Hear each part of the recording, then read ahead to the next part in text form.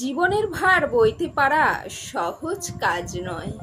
প্রতিনিয়ত বিভিন্ন বাধা বিপত্তি, সমস্যা, ঘাত প্রতিঘাত সহ্য করতে করতে জীবনের ভার আমাদের কাছে দুর্বিষহ হয়ে ওঠে।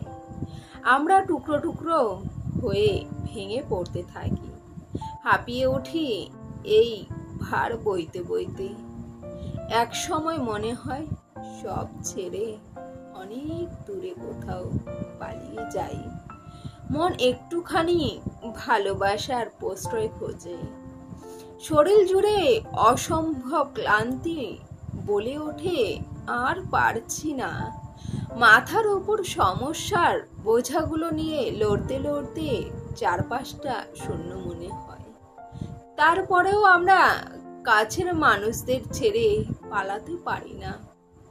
মাঠ ঘাট পেরিয়ে কোনো এক অজানা অচেনা নদীর তীরে একাকী সময় কাটাতে পারি না।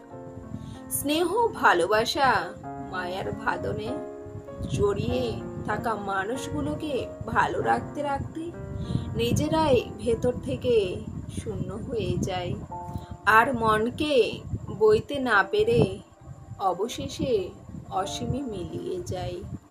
তাই অন্যরা আপনাকে ভালো রাখার জন্য কি করলো বা না করলো এইসব না ভেবে নিজেকে নিয়ে একটু ভাবুন, নিজেকে একটু সময় দিন, নিজের পছন্দগুলোকে নিজেই গুরুত্ব দিন।